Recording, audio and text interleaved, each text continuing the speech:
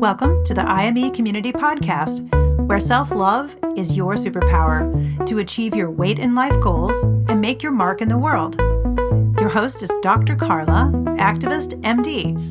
If you're a teen who's looking to revolutionize your health and can't wait to follow your dreams, welcome to the IME community.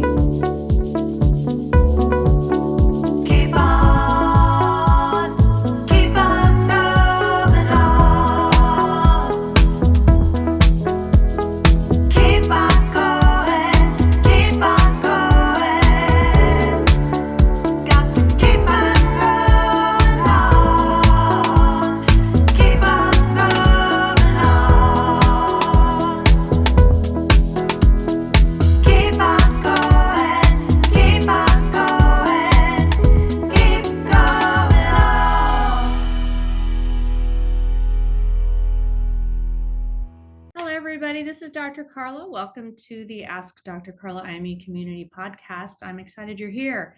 Welcome to September, Story versus Facts. We're going to do some major diet culture and thinking belief upgrades today. It is going to disrupt everything and how you've been thinking forever. So if you're a parent, I'm so excited you're here. If you're a teen, I'm really excited you're here. If you're a doctor, I'm really excited you're here. If you're none of the last three I mentioned, I'm excited you're here too, because the thing is, diet culture and thinking and how it affects our lives and the beliefs, and beliefs are a powerful thought on a loop in your brain, most of the time left unchallenged.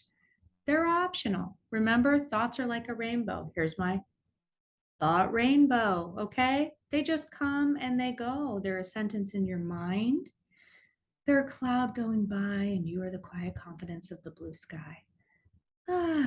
Thoughts are optional. You are not your thoughts. Oh my gosh, what am I? Who am I if I'm not my thoughts? You may be thinking. You are a beautiful higher consciousness spirit. I don't know. You figure that part out, but I'm just here to tell you, you are not your thoughts. Thoughts are optional. And same goes with beliefs. It doesn't mean that, a lot of your beliefs you've been taught, or, oh my gosh, I have all these things I believe in, and those are my true values in life. And I'm going to push on that a little bit, because I think we confuse sometimes beliefs with our values. And, this is going to be an opportunity for you to start thinking differently about some things. And it's kind of interesting when you think about all the ways that we think about things and that we've kind of been stuck in it, even though it's like harmful, it's super unfun, it's super unfunny, like diet culture. I just wrote an article published on Doctors and Social Media about that. And, we can choose to laugh more and have more fun and let go of what's fixed and limited and doesn't serve us in our life, and create beliefs on purpose that do. And I believe, and I'm here to help coach you to create beliefs on purpose that are going to unlock your unlimited potential to create any life that you want. Okay. And it starts with recognizing that September is story versus facts, is what I'm calling it. That's the theme. So I've been doing a year of self-love superpower mantras. I write these things. So I'm 9 months in every day, and I write them. The last few months I've been doing it like I sit down and I think of the theme, and I think about what's coming up on TikTok, because I'm on it all the time. I hope you're following Dr. Karla or at IME Community on TikTok, because it's awesome. And I've gotten like 30,000 new followers recently, and I had a viral post, so it's really cool. And I love rubbing that in the face of my daughter, who I just dropped off at college. No, just kidding. Because she's always like, Mom, it's so embarrassing. I'm like, okay, look at this. It's resonating. It's hitting, She's like, you're on TikTok too much. You do too many virals. You're going to, or too many videos. You do too many, not too many virals. Dang it. Too many videos. You're going to confuse the algorithm. Audrey. Anyway, I miss her. She's at college. That's my second child who I dropped off at college. And believe me, teens, we want you to be empowered and go off and live your amazing lives, but toss your parents a bone. It is really hard. We do miss you so much. And, don't get us wrong. We want you to leave. Okay. At some point. But it's really hard. It's like a loss. It's like makes me get kind of emotional thinking about it. It feels like it just kind of happened too fast. And it's like, oh, that's it. Like that's, nobody told me that it would go by that quickly. And it's not like you think, oh, I have so many regrets, or there's so many things I wish I would have done, because you're, putting together all these pictures and for graduation parties, and you're like, dang, I was in the mix of this kid's life, and I was present, and I was there and doing all the things. And but it just is like a blur almost. And anyway, it's a loss for us, and sometimes we worry. So let us, when we text, answer us. When we ask questions, even if it's about just the logistics and what you had for lunch in the cafe or the cafeteria, we'd like to know the lowdown, even if it's pizza again. We want to know if it's pepperoni or if it's cheese. We want to know about your Russian literature class that you're the only one in who hasn't taken years of Russian, and the only freshman. And if we ask if that's okay, if you're sure that your advisor was okay with you taking it, be okay with us asking, and don't tell us to be quiet and stay out of the logistics. Anyway, let's get back to story versus facts. Okay, this is a really powerful tool when it comes to life coaching, because when you think about your brain, do you think about your brain? It's kind of weird. It's kind of a weird concept. Okay, thinking about your brain offers up tons of thoughts, like tens of thousands, just constant thinking machine. Wow. The problem is, like, most of them are unconscious. There's some of them are weird, some of them are just meaningless, but a lot of times we attach meaning to those thoughts and we believe them. And the problem is, our thoughts create our feelings drive our actions, and our inactions and our actions create our results. Your current thoughts or beliefs create your current reality. And we blame other people, we blame our weight, we blame other people's actions, what they say, different circumstances in life, and those can certainly trigger thoughts. But it's really our attachment to thoughts and our inability to let them go. And when you have a belief is even a really, really super strong thought that's on it, just a loop in your brain, and you've never sat back and said, is that really true? Can I prove that is true?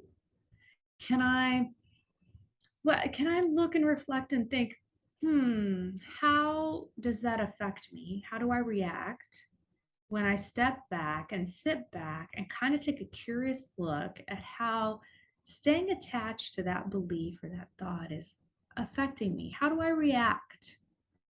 And it's hard to own our own crap, own your shit, man. And realize that maybe we don't have to stay stuck in that, and that it's optional once you create awareness. Now you can stay stuck in it, but it's like, maybe I could think about that in a different way. Or if I keep getting the same result, why am I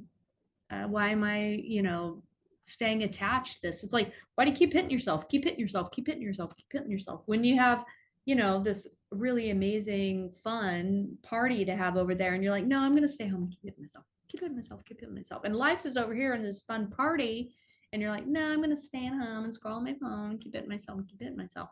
No, I'm going to stay here and believe that my weight is equal to my health, and I'm going to stay over here and keep hitting myself and stay in diet culture thinking, and all the BS that everyone has told me, that I have to rise to some external standard, and I'm going to keep pursuing thin privilege, even though it's harmful, and my body was not made to do that. And I want to celebrate body diversity, and it doesn't really resonate with me. And why I'm going to stay over here and restrict my calories. Okay, I'm going to stay over here and believe in the fake Instagram posts. And what if I told you, like, all of diet culture has been a lie? What would you say to that? People get really fixated. Believe me, I'm on TikTok and I'm disrupting it. And I'm saying obesity is hormonal. It's not caloric. It's not, your body is not a calories in, calories out machine.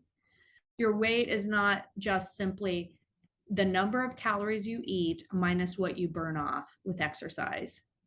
And the cause of weight gain is not always just like simple overeating and lack of physical activity and lack of willpower and moral failing, like our society and diet culture, which is unfun, unfunny, harmful, restrictive, horrible. I hate it. Let's let it go. Let's stop hitting ourselves and go out to our life as fun party. Okay. So I'm going to teach you to start challenging beliefs. Guess what? You can drop some of them like a book, like a really crappy book that you don't want to read anymore. Bye. See ya. Drop it. Drop it. You don't have to finish books that are grueling and horrible. And what happens when you do that? When you believe that, like, I have to finish, because you're going to make it mean something like, I never finished what I started, and, beat yourself up and shame yourself, like somebody else read it and they recommended it to me and I don't like it, but they love it. So there must be something wrong with me. No, you don't like it. It's okay. You got through the introduction. Good for you. Pat yourself on the back, stop hitting yourself and reading the book. Drop it like a book and move on. Have your own back. Do what resonates with you, what you think is fun.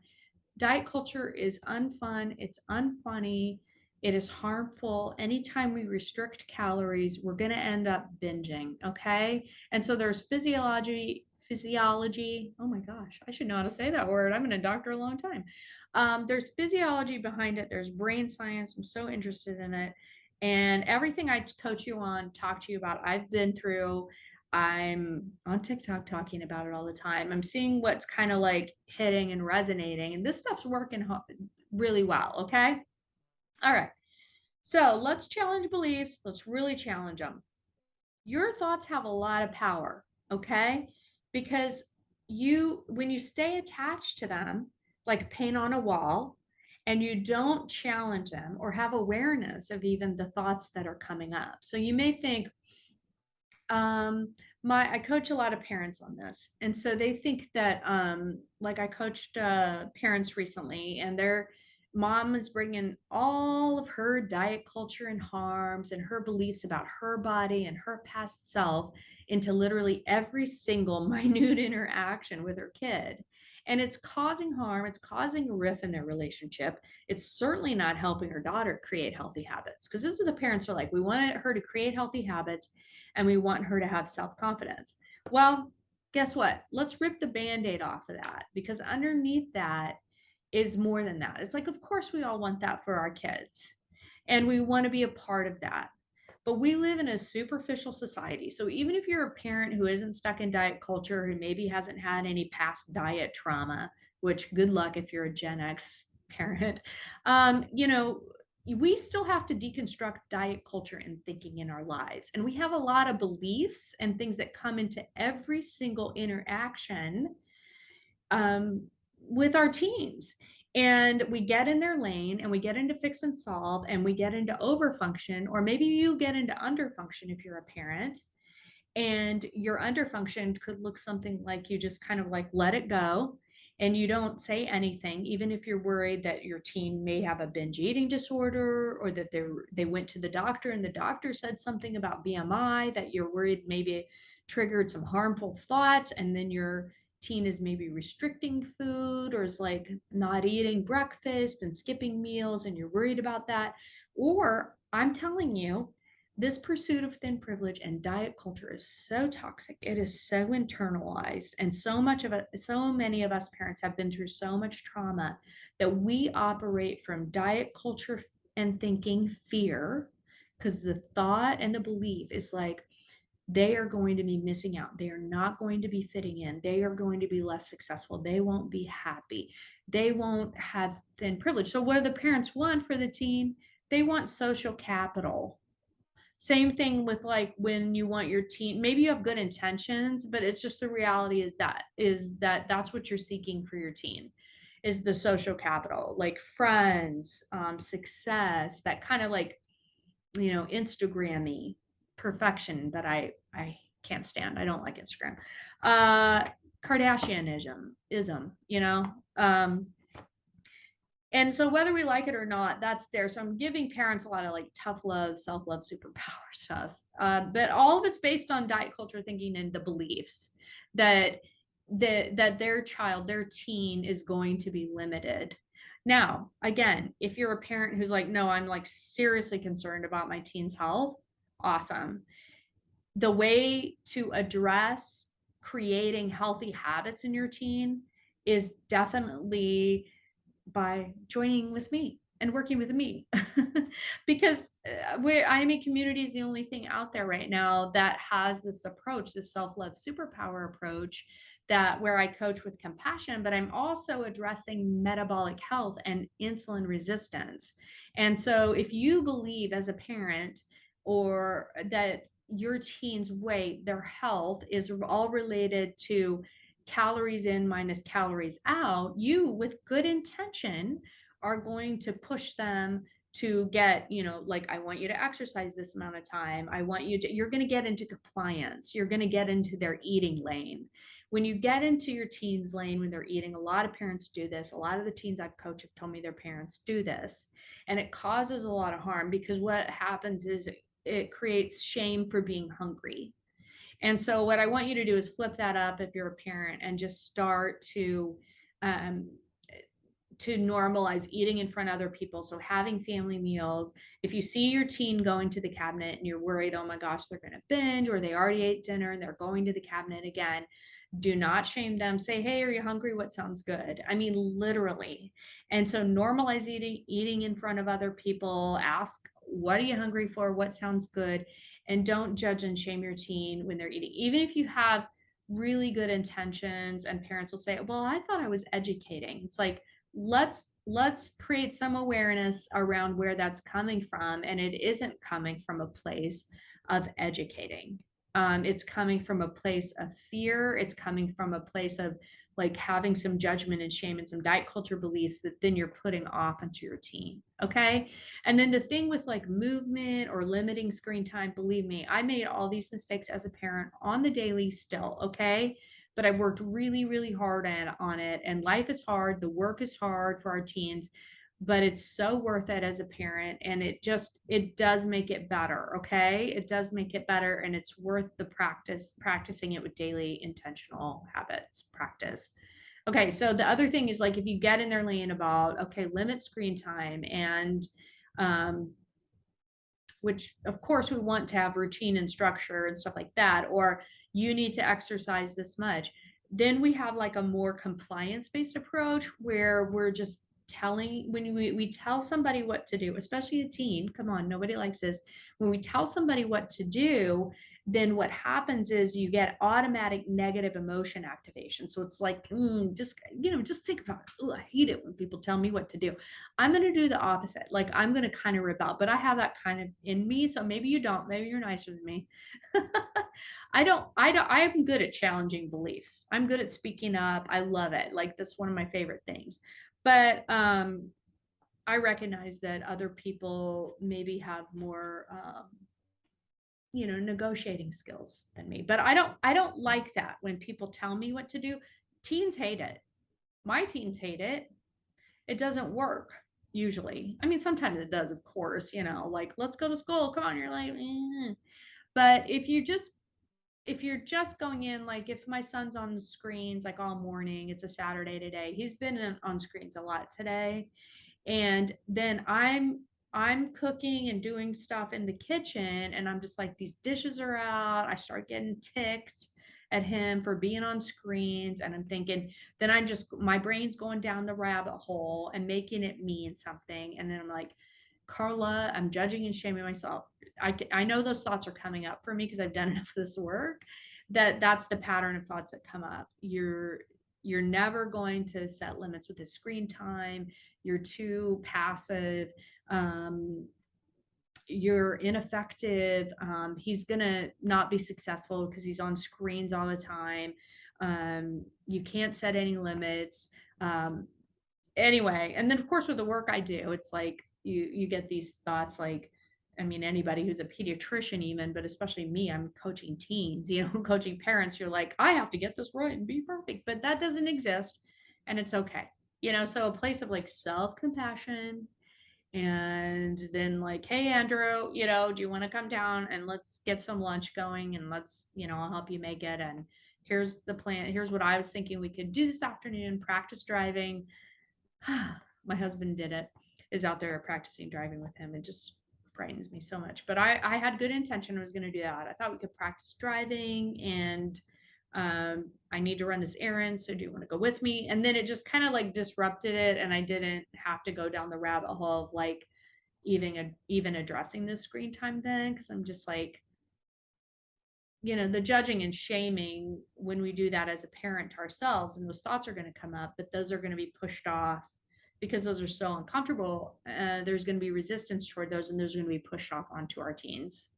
And then that's when I get into, friction with my teens. And my kids tell me, my son will be like, gosh, every time I see you, you make me feel like crap about myself, or you're always nagging me. It's like never like any actual real questions, mom. It's just like you're just like, get up there.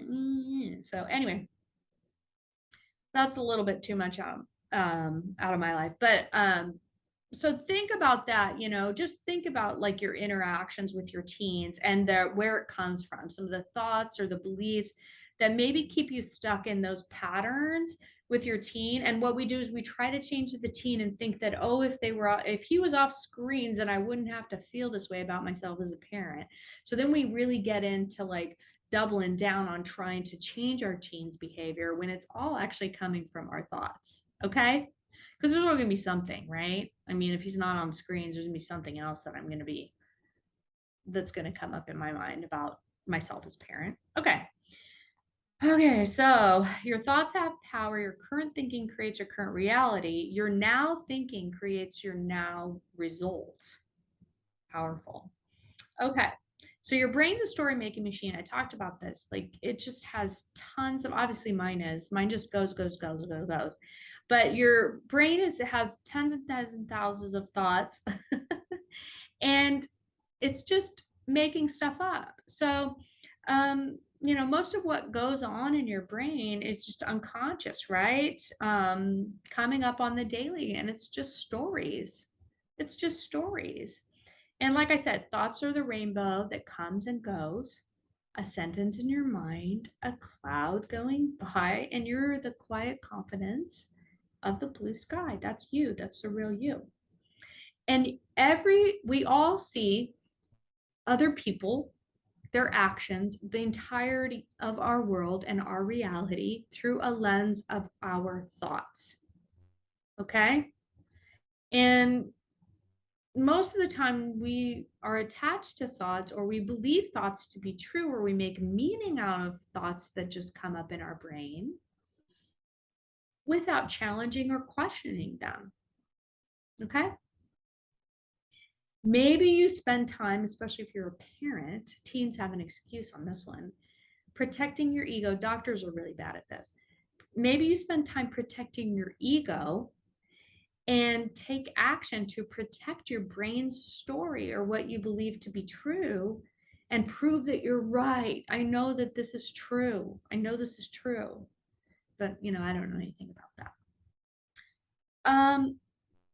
Why is it a problem if your brain makes a bunch of stories, and that's how the human brain works, and there's tons of thoughts going on, and those create our feelings and our actions, and we've known this forever, so it's just a part of being a human being. So why in the world is it a problem? Well, it's not, unless you get stuck, or you have maybe you're stuck in emotional childhood where you're blaming other people for how you feel and for your actions, and you have that kind of pattern going on in your brain. Maybe it's causing unnecessary harm or drama in your mind because it's just like a lot of story. Have you ever had a time when you thought, and I had this happen to me today, when you thought, okay, like maybe somebody sent you a text, or they didn't respond to an email, or you didn't get invited to something, and you have this feeling come up. Maybe it's shame, maybe it's fear, maybe it's disappointment, maybe it's sadness, but it's going to come up in your body. And then your mind goes to making the story, and you get really attached to it, and you can kind of like obsess on it sometimes. I know my brain does this. And you're just MSU. My coach used to say, Karla, are you going to MSU? Make stuff up, make shit up. I mean, is that the truth? Do you know, like, what do you know to be true? And it's like, oh, she's not responding to my text because, and I've coached teens on this. It's like they thought maybe a friend, one teen I was coaching thought maybe a friend wasn't responding to her because she was mad at her. Turned out her friend was like on vacation at a place like a remote lake that had no service. And the teen I was coaching had texted her all these things and was mad at her, and I just can't believe you haven't responded. And then her friend came back and got all these messages and was like, didn't want to have much to do with her. It was just like super embarrassing. She was super ashamed. And, we worked on a lot of self compassion. But we worked on that, story versus facts, so what's the story and what's the facts?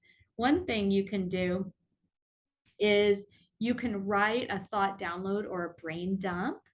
And that means like writing for 2 to 3 minutes. So, say you have a problem that comes up or that you're upset with. Maybe you get an email.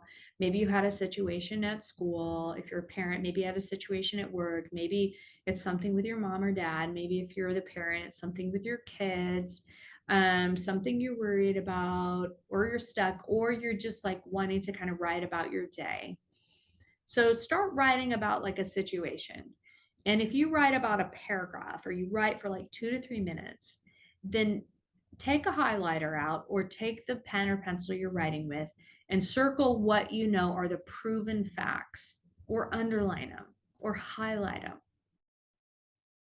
And I use this example when I'm coaching parents, and I did a workshop recently and it went over really well. And the parents were like, that's my kid.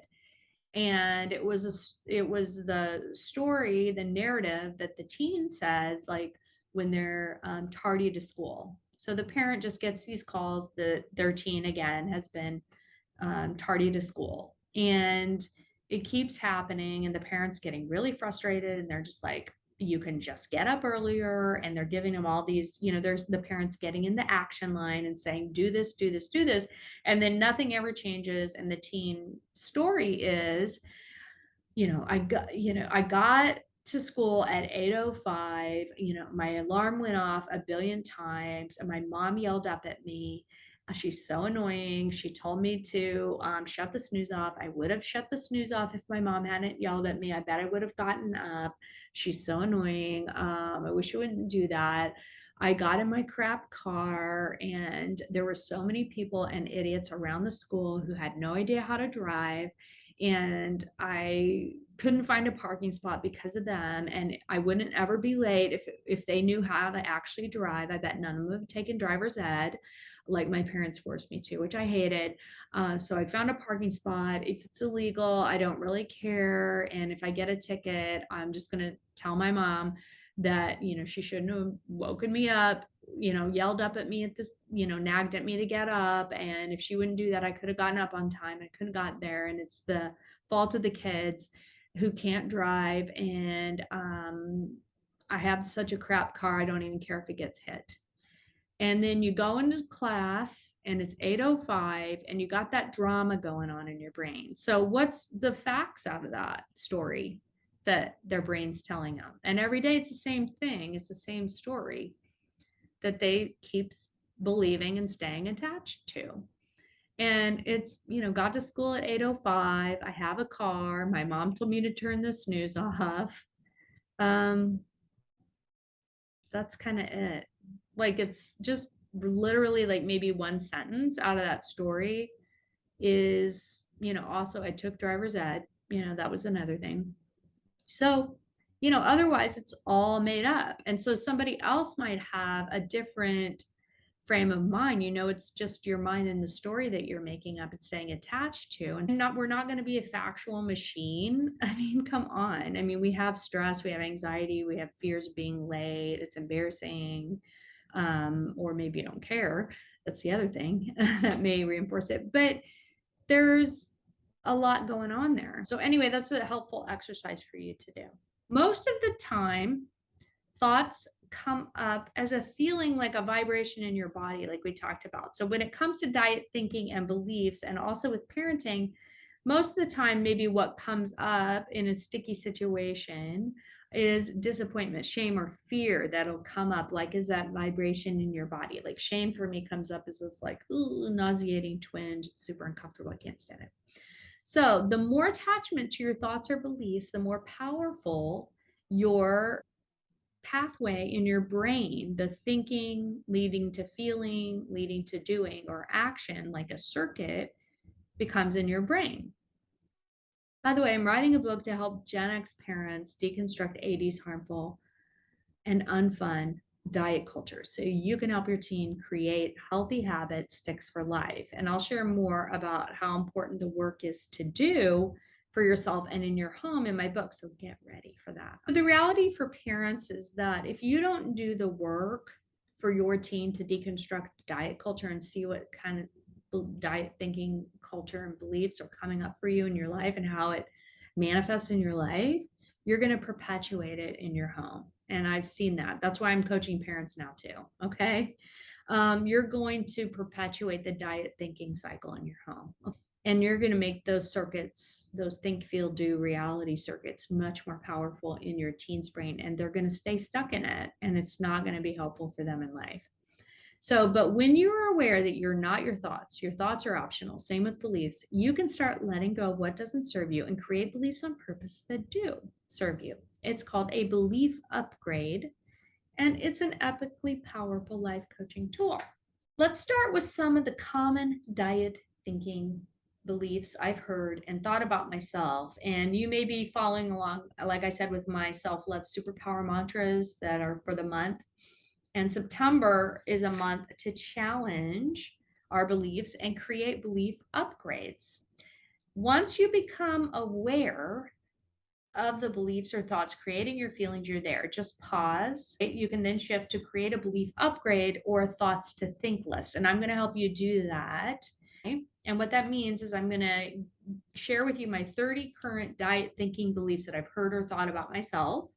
And then for each one of those, we'll do now 30 belief upgrades or ways to think about it differently. Okay. One of the things really important with a belief upgrade is that it's believable to you. So we don't want to do like a belief swap or a thought swap. That's what that's called, where you're just like toxic positivity and you're like, that doesn't resonate. No, thanks. We don't want to do that. For the 30 current thinking diet beliefs, these are things that you may be thinking that are beliefs that you may have in your brain. The only way to lose weight is to go on a diet. The only way to lose weight is to deprive myself and watch what I eat all the time. I have to count calories and be strict. If I gain weight, I will feel like a failure. If I binge, all of my work is gone. I'm out of control when it comes to sugar. I have to work out every day to lose weight. A calorie deficit is the only way to lose weight. Weighing myself is the only way to see if I'm successful or a failure. I have to set a weight loss goal. I can't eat what I want and lose weight. Everyone else gets to eat what they want. I should be able to stick to eating less sugar, but I can't. I don't believe it's possible for me to eat sugar in moderation. Every time I have something I need to do, I just grab my phone and I put it off. I'm such a procrastinator. I hate exercising. I'm not an athlete. I'll get bullied if I try out for a sport. I love sports, but I'm not good enough to make the team. Every time I exercise, I get so out of breath. Exercising just is not for me. There must be something wrong with my body. I would have less worries in life if my body was smaller. I'll feel good about myself when I reach my goal weight. I know I need to love myself, but how is the question? I wish I could just live my life, but everyone is so obsessed with my weight. Truth is, I don't really care about my health. I wish I wasn't judged by my body size. I wish people didn't feel so entitled to make comments about my body. I like that one. Okay, that's 30 kind of fixed and limited beliefs that are embedded in diet culture that I've heard or thought myself, many of them at the same time. If our thoughts or beliefs create our feelings drive our actions or inactions. If we believe these are to be true and these become internalized, and if teens have parents who believe these and have perpetuated these in their home, can you imagine the level of negativity? When we want to create healthy habits and gain self-confidence, how can we do it with such level of negativity? And then we're told, cut calories, or your body should be a certain way, or I'll only accept you if your body is a certain size. It's not okay. It's not okay. Drop it like a book, and we're going to do it with these belief upgrades. Let's go. Here are my 30 belief upgrades for each day of September.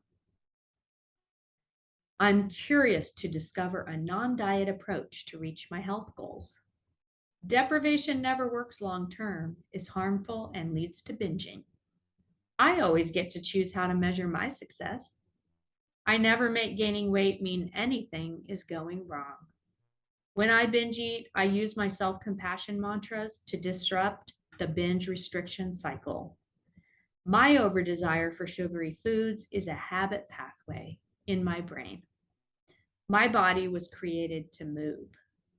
Creating healthy habit sticks is the way to help my body reach a healthy weight set point range. I never have to weigh myself if I don't want to, especially if it's triggering for me. Setting a weight loss goal dehumanizes my body and puts all my success at the finish line. I choose to eat delicious food that serves me and my health goals. I stay out of self-judging by not judging body sizes and what others eat or don't eat. I'm curious to learn more brain science about sugar craving pathways. I am not powerless over sugar. Going on my phone is a habit, and I can easily get unstuck. I can take one action step, and that's enough.